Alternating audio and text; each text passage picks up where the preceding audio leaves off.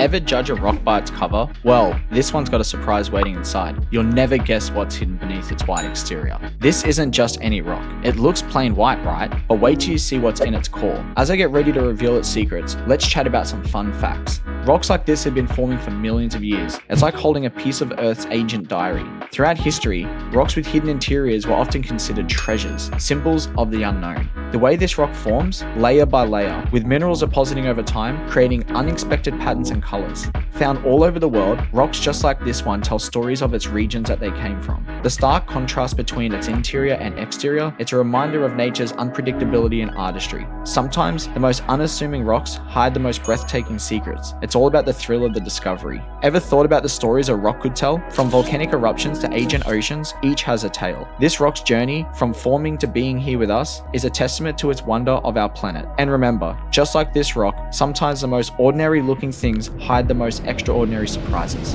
Boom. Bet you didn't see that one coming. Always expect the unexpected, especially when it comes to nature. I can't wait to explore more wonders with you all. If you like rocks, hit that follow or subscribe button.